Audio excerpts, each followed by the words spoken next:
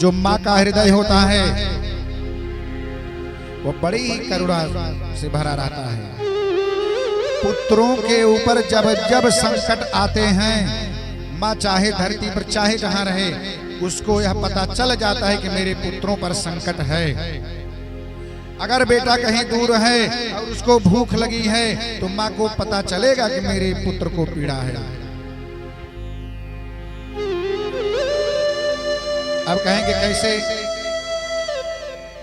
दो प्रमाण हैं, एक प्रमाण तो मैं हूं, दूसरा प्रमाण भागवत है। जब मैं कहीं बाहर रहता था, छोटा था और हमको भूख लगती थी, जब मैं घर पहुंचता था तो मेरी माँ कहती थी आज बेटा तुमको बहुत भूख लगी थी। खूब छटपटा रहे थे, हम भूख नहीं सह पाते, तो हम कहते हैं हाँ मम्मा भूख लगी थी। और आज भागवत में देखिए उन पांडु पुत्रों की मां द्रौपदी,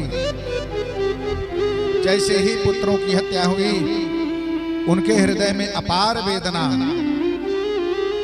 कन्हैया से कह रही हैं, कन्हैया माता शिशूना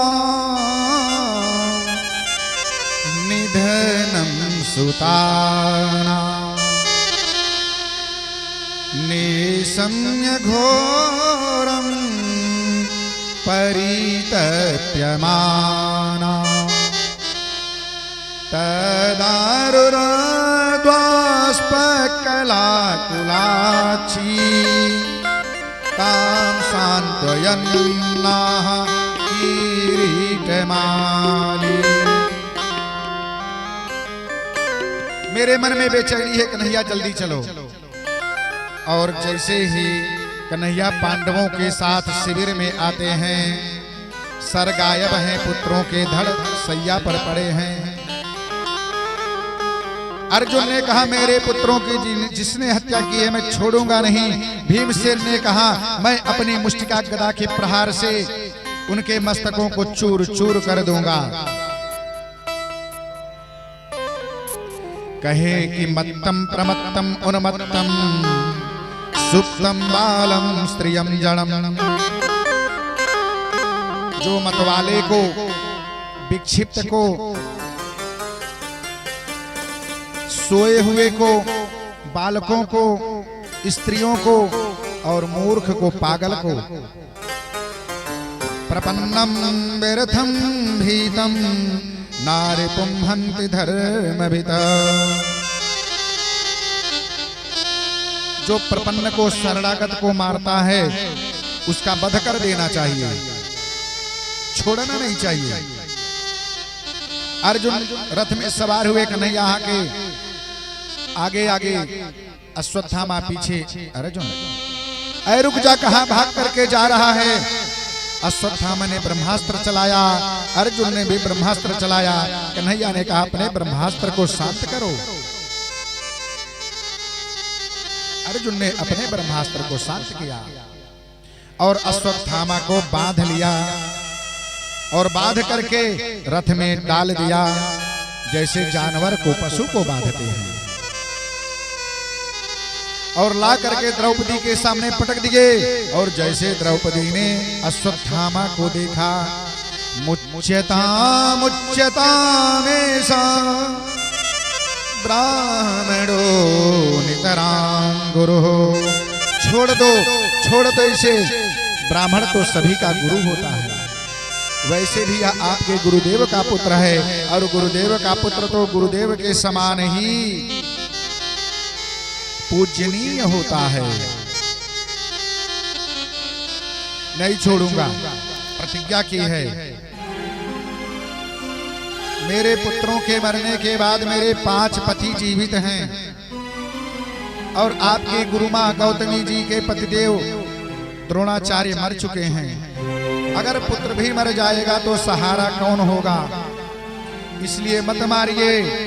मारो देदस्य जननी गौतमी पतिदेवता यथा हम मृतवत्सार्तारोदीम्याश्रुमुखी मुहुः। कहते कन्हैया मैं क्या करूं? मारूं कि छोड़ूं? तो कन्हैया ने कहा ब्रह्म बंधुर्न हन्तव्य आततायी बधारणः। ब्राह्मण को नहीं मारना चाहिए, लेकिन आततायी को मारना चाहिए। दो बातें बता दी। फिर अर्जुन बड़े चक्कर में, तुम सीधा बोलना नहीं जानते, लेकिन मैं भी तुम्हारा चेला हूं। संभावितस्य चाकीर्तिर मरणादीति रुच्यते।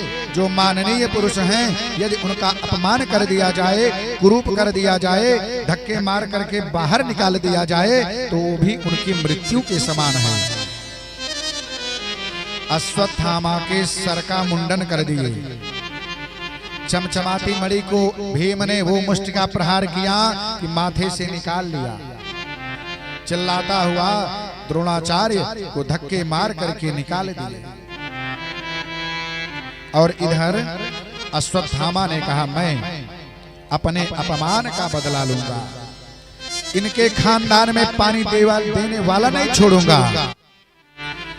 उत्तरा गर्भवती हैं और उत्तरा के गर्भ पर ब्रह्मास्त्र चला दिया। और इधर कन्हैया ने कहा, बड़े दिन बीत गए, अब हमें अपने घर चलना है। एक हाथ से रथ पकड़े हैं, बायां पैर रथ के ऊपर रख रहे हैं, दाहिना पैर नीचे है। एक सफेद कपड़ों में लिपटी हुई एक बाला विधवा पैरों में लिपट करके रोने लगी। पाहि पाहि महायोगिन देव देव जगत्पते नान्यं तद भयं पश्ये यत्र मृत्युः परस्परम्। एक कन्हैया रक्षा करो, ये अग्नि की ज्वालाएं मेरे पुत्र को जला देंगी, मेरा गर्भपात हो जाएगा और गर्भ नष्ट हो जाएगा। तुमने जिन पांडवों की रक्षा की, तुम्हारी रक्षा करने का सारा श्रेय नष्ट हो जाएगा। तो भगवान ने भी गीता में कहा है, 9वें अध्याय के 31वें श्लोक में, अनन्याश्चिन्तयन्त्यो मां ये जनाः पर्युपासते तेषां नित्याभियुक्तानां योगक्षेमं वहाम्यहम्। कि जो मेरी शरण में आ जाता है, मैं उसकी रक्षा करता हूं।